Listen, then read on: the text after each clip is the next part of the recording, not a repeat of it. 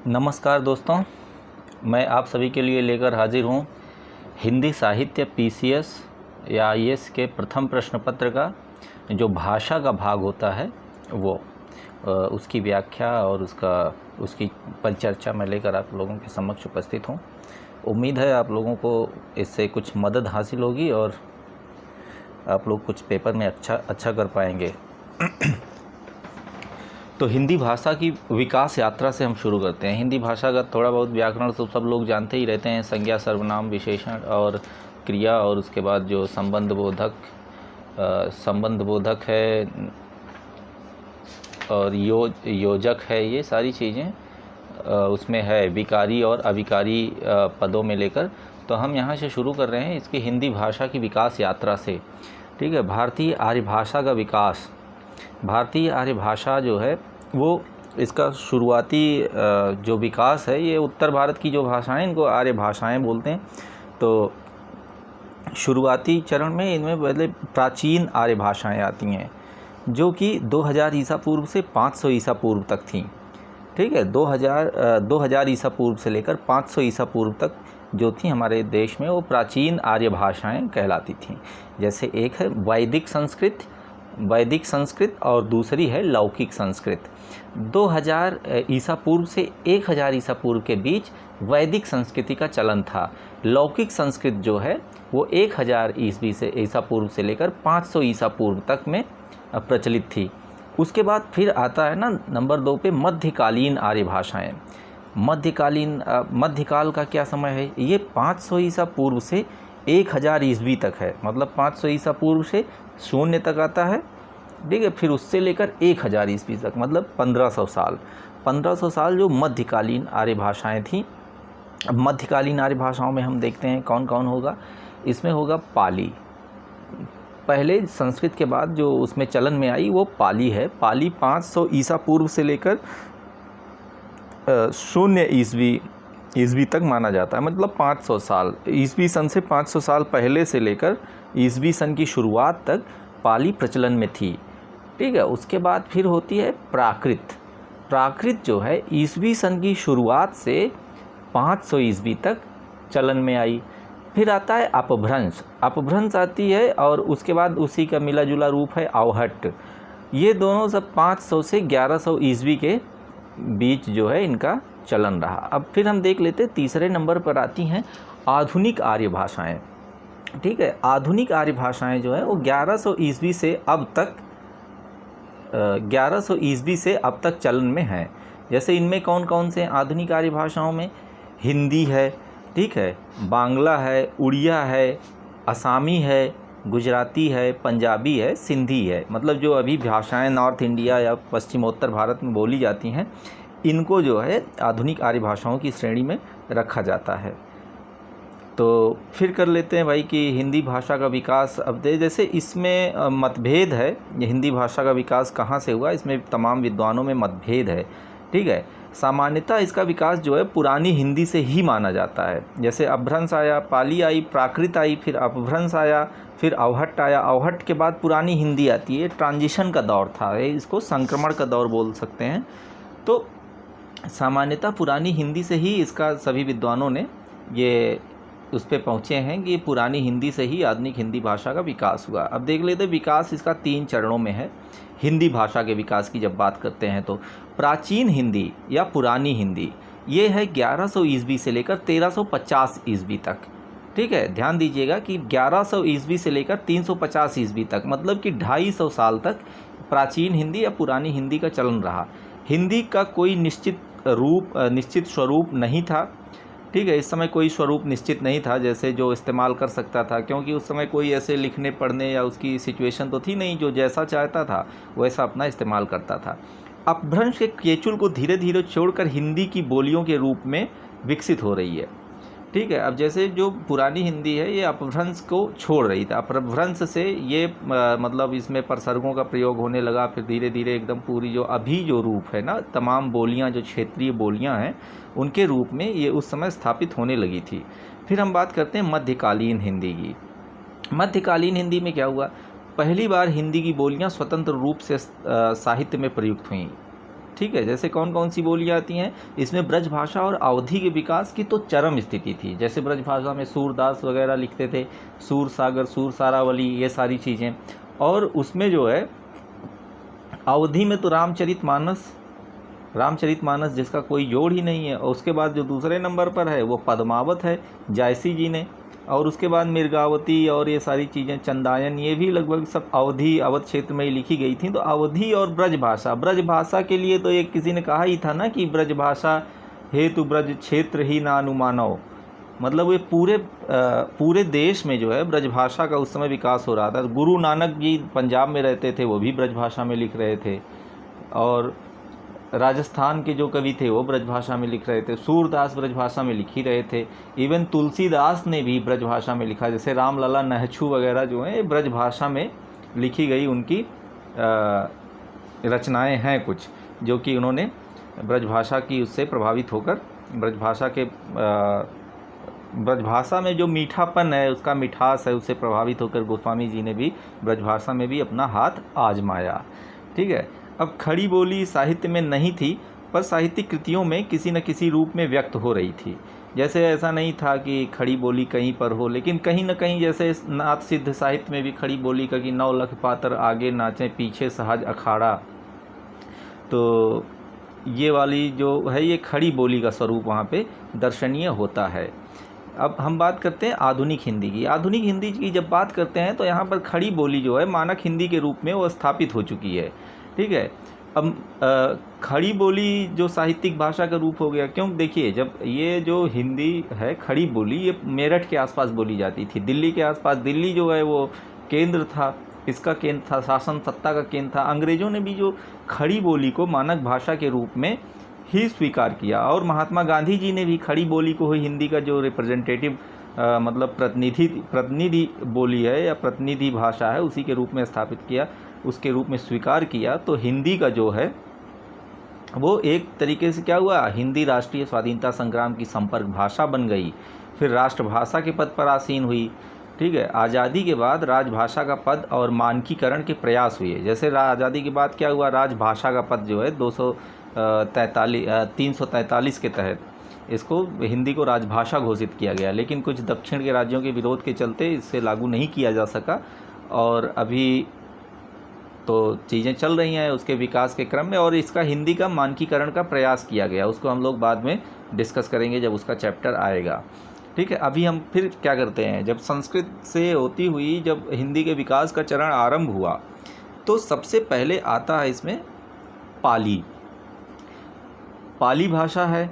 अब पाली भाषा कब है, 500 ईसा पूर्व से ईसवी सन तक, ये 500 सालों तक जो है प्रिवेलेंट रहती है। मतलब 500 सालों तक जनता के बीच, और ये मतलब हमारे समाज में या हमारे देश में, हमारे क्षेत्र में बोली जाने लगी, व्यवहार में लाई जा रही थी।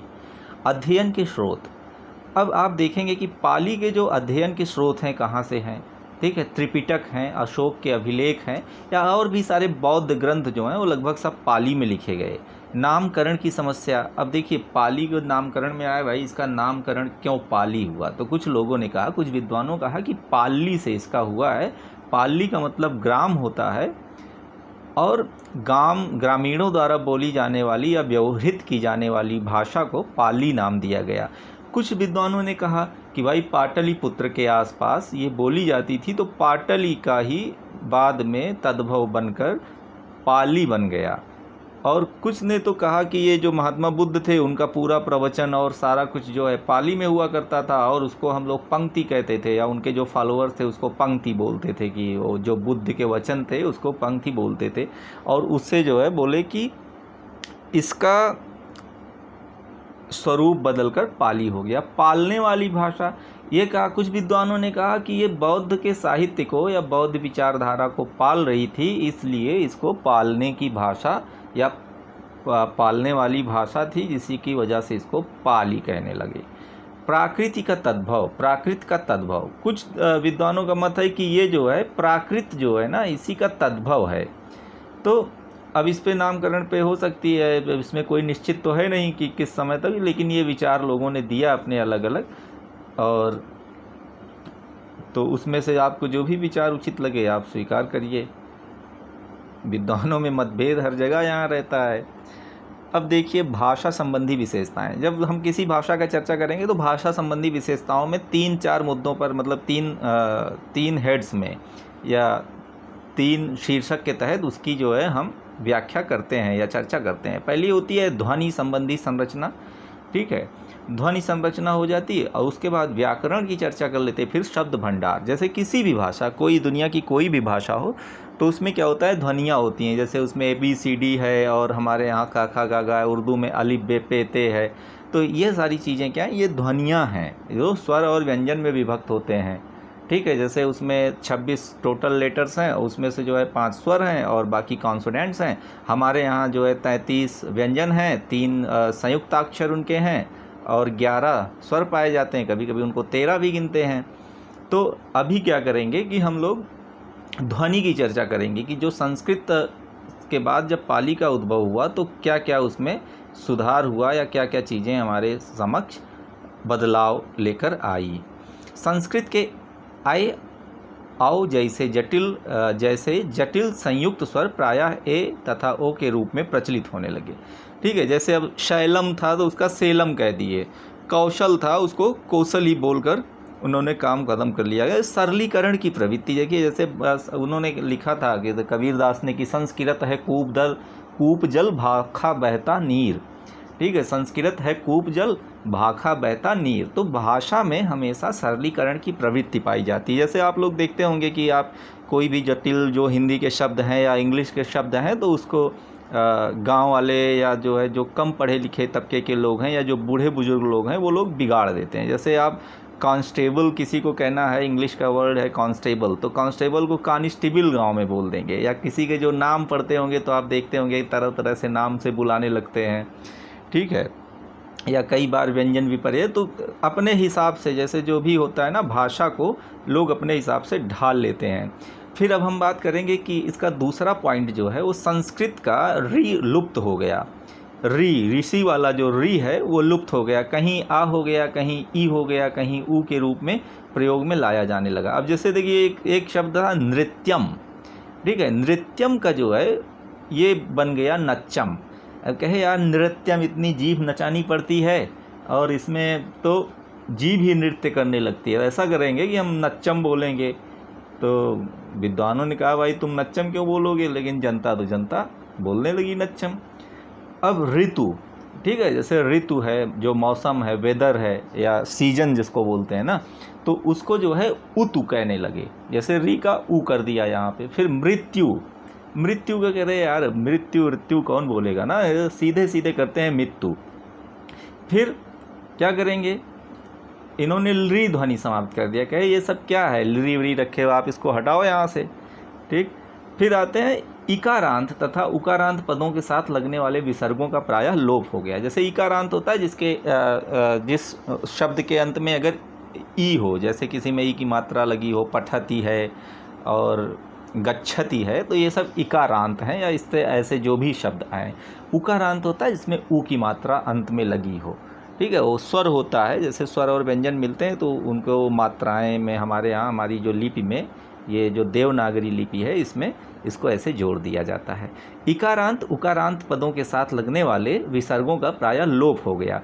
अग्नि आग्नि कर दिया गया, अग्नि, देखिए यहाँ पे जो है विसर्ग को विलोपित कर दिया गया। धेनु लिखा जाता था तो इसको जो है धेनु कर दिया गया। अब देखिए व्यंजनों पर बड़े स्तर पर परिवर्तन हुए। अब व्यंजन थोड़ा ज़्यादा थे, संस्कृत में भी उतने थे। माहेश्वर सूत्र वगैरह से जब पाणिनि ने निकाला ना वो सब कितने व्यंजन और ये सब व्याख्या करके, तो इतना ज़्यादा बना दिए, अब किसी आम आदमी को तो समझ में आना नहीं है। तो उन्होंने कहा भैया इसको सरल करो, कम करो। तो उन्होंने क्या किया, शा। अब हम लोग जब पढ़ते लिखते हैं तो ये शाह और शाह का डिफरेंस हो रहता है। अब गांव में तो देखिए, या गांव में या जो है किसी क्षेत्र विशेष में पढ़े लिखे लोग भी तीनों सा को एक सा बोलते हैं। जैसे मूर्धन्य शाह और तालव्य शाह आप देख सकते हैं, इसका उच्चारण सा के रूप में ही होने लगा। अब इसको होते हैं शिष्य का शिष्यो, मनुष्य का मनुष्यो। बोले यार अब कौन शिष्य और ये सब इतना, कहे शिष्यो बोलेंगे हम, ठीक। क्या करोगे आप, कहे मनुष्य, कहे मनुष्यो बोलेंगे। जैसे हम लोगों ने नहीं अंग्रेजी देखी ऐसी तैसी कर दी। अभी अगर कोई ब्रिटिश आए हमारे यहाँ और हमें ये वो लगे तो उसको ये पता चले कि उसको अंग्रेजी नहीं आती, वो खुद ही कंफ्यूज हो जाए। तो आइए देखते हैं, आगे बढ़ते हैं। तो ये देखिए का प्रायः गा हो गया। जैसे ना का भी बोलने में थोड़ा सा वो कठिनाई होती है, तो इसको लोग कर दिए, लोग करना पड़ता था। उसके बाद जो है कंठ पे जोर पड़ता था, उसे हमने कहा कि भाई लोग कर देंगे। ये पॉपुलर जो वोकैब है इसमें का गा हो गया।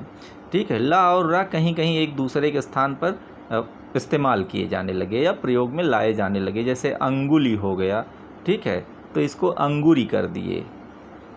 तो उसके बाद फिर अगला प्रभाव है नंबर 4, महाप्राण व्यंजन प्रायः ह के रूप में उच्चरित होने लगे। देखिए क्या है, गाथा हो गया गाहा, लघु लहू हो गया, रुधिर रुहिर हो गया। अब देखिए जैसे अल्प प्राण और महाप्राण में ये ना, जैसे अगर आप अंग्रेजी के लेटर से देखेंगे कि जैसे के से का होता है, के एच से खा होता है, तो जहाँ पर यच जुड़ा हो, ठीक है, एच जहाँ पर जुड़ा होता है तो वहाँ महाप्राण कहते हैं। जैसे उसमें ह जुड़ा हो, अगर जैसे का है अल्प प्राण, खा है महाप्राण, गा है अल्प प्राण और घा है महाप्राण, तो दूसरा और चौथा जो वर्ण होता है उनको महाप्राण कहा जाता है। ठीक है, तो इसलिए जैसे गाथा का गाहा होने लगा, लघु का लहू होने लगा, लहू होने लगा, या रुधिर को रुहिर कहा जाने लगा। पदांत हलंत व्यंजन का प्रायः लोप हो गया। जैसे पहले आप देखिए संस्कृत में तो ज़्यादा इस्तेमाल होता है कि बाद में जगत, मतलब जगत, जगत नहीं होता है वो जगत, ठीक, तो उसको कर दिए कि जग बोलेंगे। महान, महान था तो उसको करके उन्होंने कहा महा बोल के काम चलाएंगे भाई, जैसे महाराजा महारानी। तो इससे इन्होंने इसको सिंपल कर लिया कि आम जनता समझ सके या जल्दी बोल सके। फिर करते सरलीकरण के प्रयासों में संयुक्त व्यंजनों का रूप भी परिवर्तन हो गया। अब देखिए रेफ जो है, जिसको उड़ंकुरा बोलते हैं, तो उड़ंकुरा बोलते हैं, ठीक है, तो इसको रेफ कहते हैं। रेफ का लोप हो गया, ये परवर्ती व्यंजनों का द्वितीयकरण हो गया। अब जैसे देखिए रेफ का लोप हो गया, ठीक है, जैसे अगर ये कहीं ऊपर वाला जो रा है ये आधा रा का काम करता है, तो ये जब ऊपर लगा रहता था तो इसका जो है ज़्यादातर पाली में कहे यार ये सब बोलने में ठीक लगता नहीं है, इसको हम लोग हटा देते हैं। और उसके बाद हटा कर उसको क्या करेंगे, द्वितीयकरण कर दिया उसका। ठीक, द्वितीयकरण मतलब कि जो पहला वो है, मतलब जो परवर्ती, मतलब जो बाद वाला व्यंजन है उसको दोहरा कर दिया गया। जैसे कर्म को क्या कर दिया इन्होंने कम, धर्म को धम्म कर दिया। जैसे अशोक का ना धम्मा, बुद्धम शरणम गच्छा, धम्मम शरणम गच्छामि कर, सर्प का सप्पो कर दिए, सर्प का सप्पो। पद के आरंभ में आने वाले संयुक्त व्यंजन में र का लोप हो गया। ठीक है, र मतलब जो र हलंत नीचे लगा हुआ है, आप ये देखिए इसके नीचे हलंत लगा है। हलंत लगाने के बाद क्या हो जाता है, आधा हो जाता है। अब आधा हो जाता है, जब आधा पहले जुड़ जाता है, जैसे प्रिय प्रा है तो उसमें जो आधा रा था उसको उड़ा दिया गया, जैसे प्रिया, ठीक, प्रिया में उसको पियो कर दिए। त्रिपिटक, त्रिपिटक को क्या कर दिए, तिपिटक। ठीक है, कहे भैया ज़्यादा हमको बवाल नहीं चाहिए सर, आप इसको हटाइए। अब द्या होता है ना, जो विद्या में, विद्या कसम लोग जो खाते थे पहले, पता नहीं खाते हैं कि नहीं, तो विद्या का, अरे मतलब द्या का जा या जग, मतलब डबल जा करके प्रयोग होने लगा। जैसे द्यूत होता है, द्यूत का जुआ, जिससे जुआ बन गया बाद में। और उसके बाद विद्युत का बिज्जू, विद्युत का जो है वो बिज्जू बन गया। गए सब विद्युत वगैरह कौन बोलेगा। फिर जो है क्ष का कहीं कहीं खा, कहीं छ, कहीं छ और कहीं ख हो गया। जैसे क्षमा का क्षमा हो गया। जैसे क्ष जो है वो KSHA होता है, ठीक है, क्ष होता है। और जो छ होता है ये छतरी वाला, एक वो क्षत्रिय वाला है, क्षत्रिय वाला, ठीक है। उसके बाद ये छतरी वाला छा इस्तेमाल करने लगा। जैसे हम लोग भी अमूमन बोलचाल की भाषा में या ज़्यादातर जो ग्रामीण अंचल है या जो मतलब अवध रीजन है या जो बिहार का ये भोजपुरी इलाका है, पूर्वांचल है, तो इसमें सब में इसका अभी भी ये इस्तेमाल होता है। तो इसका CHH होता है, उसका KSH होता है। तो इतना डिफरेंस है। क्ष का छा हो गया और पक्षी का हो गया पक्षी, क्षण का हो गया खण, ठीक है। कहें एकदम सीधे बदल दिए, कहे क्षावा हम नहीं बोल पाएंगे भैया, हम खण बोलेंगे, खण। अब देखिए त्या का च हो गया, सत्यम का सच्चम, नृत्यम का नच्चम, ठीक। अब जैसे इन्होंने क्या किया, कहे कि अब जो भी चीज़ें बोलने में इनको परेशानी आती थी ये उखाड़ फेंकते थे। कहे क्यों उखाड़ फेंकते, भैया आप वैयाकरण हैं? तो कहे नहीं, हम आम आदमी हैं, हमको जब नहीं बोलना आता हम जैसे चाहते हैं वैसे ढाल लेते हैं, ठीक। नृत्यम का नच्चम कर दिया। और उसके बाद फिर पाली की व्याकरणिक संरचना। पाली की व्याकरणिक संरचना जो है, अब इसमें हम क्या देखेंगे, मूल रूप से सरलीकरण और संक्षिप्तीकरण की प्रवृत्ति पाई जाने लगी है। सरल कर रहे हैं, संक्षिप्त कर रहे हैं। पहला उसमें है संस्कृत के नपुंसक लिंग का लोप कर दिया, ये पुल्लिंग शब्दों की तरह प्रयोग किए जाने लगे, ठीक है। संस्कृत शब्द में क्या है, नपुंसक, जैसे संस्कृत में क्या होता है, 3 लिंग होते हैं, 3 वचन होते हैं, पुल्लिंग, स्त्रीलिंग, नपुंसक लिंग ना। तो यहाँ इन्होंने कहा भैया नपुंसक वगैरह हमें नहीं चाहिए, तुम हटाओ, दो लिंग से हम काम चला लेंगे, एक स्त्रीलिंग रहेगा, पुल्लिंग रहेगा। और जो नपुंसक लिंग के शब्द थे उनको जो है पुल्लिंग शब्दों की तरह इस्तेमाल किया जाने लगा। अब क्या करते हैं, द्विवचन का भी लोप कर दिया। कहे सब एक वचन, द्विवचन, 3 वचन क्या करते हो, सीधे सीधे होगा, एक वचन एक है तो एक वचन, और अगर 2 है या 2 से ज़्यादा है तो हो जाएगा बहुवचन, ठीक। अब जो है इससे क्या हुआ कि एक शब्द के कुल रूपों की संख्या केवल 32 रह गई।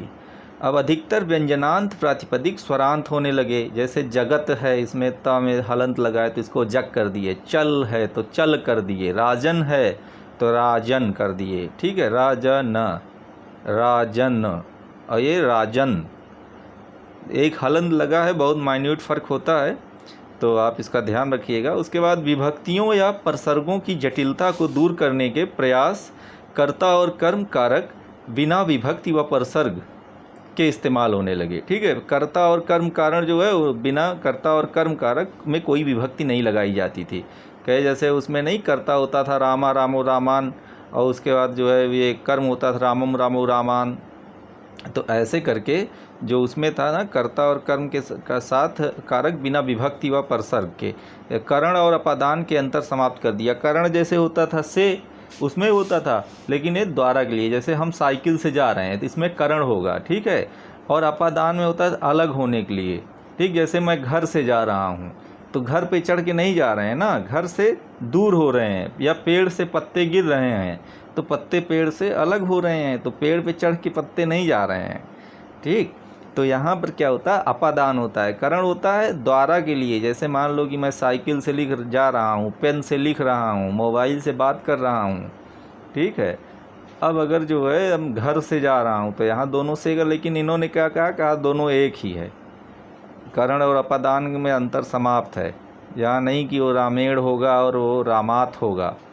तो अब देखिए अंगा क्या है, ये क्रिया में तिंगंत प्रवृत्ति घटने लगी, ठीक है। जैसे अब पठती है तो इसको इन्होंने कह दिया कि पढ़ाई से काम चलाओ, ये पठती वगैरह, जैसे ती लगा रहता था, ती त लगा रहता था, तो इन्होंने उसको हटा दिया और सीधे जैसे पढ़ाई, पठती का कर दिया पढ़ाई, करोति का कर दिया करोई। उसके बाद जो है विशेष बात यह है कि इसमें हिंदी में प्रयुक्त होने वाली भूतकालिक क्रियाओं का विकास होना आरंभ हुआ, ठीक बा। अब देखिए जैसे इसमें क्या है कि विशेष बात यह है कि इसमें हिंदी में प्रयुक्त होने वाली भूतकालिक क्रियाओं का विकास होना आरंभ हुआ। जैसे भूतकाल की क्रियाएं जो हमारी बनती थी, पहले तो चलता था लिट लकार या लंग लकार, जो फिर स्थिति को थिया किया, जो हिंदी में आके कालांतर में था बन गया। भूतः से हो गया हुआ, भवंती का हुवंती कर दे, आगे चलकर जो है उसका होता हो गया। ठीक है। अब शब्दकोशीय प्रवृत्तियाँ, जैसे फिर हमने कहा वोकैबुलरी, कोई भाषा होगी तो उसमें ध्वनि होगी, उसका व्याकरण होगा और उसकी वोकैबुलरी होगी। यही 3 चीज़ें आप जान जाएं तो उस भाषा के मास्टर हो जाएंगे। लेकिन अब पाली के मास्टर कहाँ से होंगे? पढ़िए कहीं से जाके। फिर जो है नहीं, पाली हमारे यहाँ आईएएस में एक पाली का जो पेपर भी होता है एक विषय के रूप में लिया जाता है, काफ़ी लोग लेकर चयनित होते थे। ठीक है। तो अब शब्दकोशीय प्रवृत्तियाँ अब तो शायद हटा दिया गया है। तो पाली की हम देखते हैं शब्दकोशीय प्रवृत्तियाँ। मूल आधार तद्भव शब्द है। देशज स्थानीय या आंचलिक शब्दों का विकास तीव्र गति से हुआ। देखिए यहाँ पर जैसे ध्यान देने वाली बात ध्यान देने योग्य बात ये है कि इसमें जो है विदेशी शब्दों का जिक्र नहीं हुआ है, क्योंकि हिंदी शब्द भंडार की जब भी हम बात करते हैं तो उसमें तद्भव, तत्सम और देशज की बात करते हैं। ठीक है, तद्भव, तत्सम और देशज की बात करते हैं। लेकिन जब भी हम इसकी बात जब पाली की कर रहे हैं तो यहाँ पे आप देखिए देशज की बात है, स्थानीय की बात है, आंचलिक शब्दों की बात है, तद्भव शब्दों की बात है, लेकिन विदेशी शब्दों नहीं है, क्योंकि तब तक विदेशी आक्रांता हमारे यहाँ आकर बसे नहीं थे, हमारी संस्कृतियाँ उनसे मिलजुल नहीं रही थीं, तो शब्दों का आदान प्रदान भी नहीं चल रहा था। ठीक है। तो आगे आप देखेंगे तो विदेशी शब्दों का भी इसमें आती हैं। जैसे जब ये भाषा अगले चरण में जाती है वो अपभ्रंश और अवहट्ट के उसमें, तब तक जो है जब यहाँ पे बाहरी लोग आ चुके थे तो उसमें जो है चीज़ें जो विदेशी भाषा के शब्द हैं वो हमारी भाषा में आकर मिलने लगे थे। अब देखिए निष्कर्ष हम देख लेते हैं। यहीं से संस्कृत तेज़ी से उस प्रक्रिया पर चल पड़ी थी जिसके समकालीन पड़ाव का नाम हिंदी है। भाषिक प्रवृत्तियों को व्यवहारिक दृष्टि से निम्नलिखित उदाहरण से समझा जा सकता है। यो चायम भिक्खवे कामेषु कम सुखावलिकान्व योगो सुखालिक्वानुयोगो होनोगम्मो हीनोगम्मो। इसमें हीनोगम्मो है, इसमें थोड़ा सा ये गलत है। तो हीनोगम्मो पोथजनिको अनरियो अनथ संहितो। ठीक है। यो चायम भिक्खवे, ये जो कुछ भी है भिक्षुओं, भिक्खवे मतलब भिक्षुओं का जो संबोधन वो है। यो च अयम, ये और जो भी कुछ है। कामे सुकाम सुखावलिक्वानुयोगो, ये जो भोग लिप्सा खाओ पियो मौज करो का सिद्धांत है वो हीन है। ठीक है। हीनो गम्मो, गम्मो मतलब ग्रामीणों, नहीं ग्रामीण है, गंवार है, हीन है, गंवार है। ठीक है। और अनार्य है, अनर्थकर है, इसलिए इन सब का त्याग करो। जैसे ये नहीं था कि ऋणम कृत्वा घितम पिबेत और वो सारी चीज़ें की भोग और उसकी सब की बात जो कर, तो बौद्ध दर्शन में कहा कि ये सारी चीज़ें हीन हैं, अनार्य हैं, गंवार हैं। तो आज हम लोग इतना चर्चा कर लेते हैं, बाकी आगे का जो आगे की चर्चा है वो अगले पार्ट में करेंगे। ठीक है। और अगर आप लोगों को अच्छा लगा तो अपने जो भी आप लोगों के यार दोस्त मित्र अगर ये पीसीएस मेंस या आईएएस मेंस के लिए अपनी तैयारी कर रहे हो तो एक रिवाइज करने के लिए ये बहुत ही अच्छा, बहुत कंसाइज हमने प्रयास किया है अपनी तरफ से। और आपको अच्छा लगे तो फीडबैक ज़रूर दीजिएगा, आगे हम प्रयास अपना जारी रखेंगे। ठीक है। और तब तक फिर नमस्कार।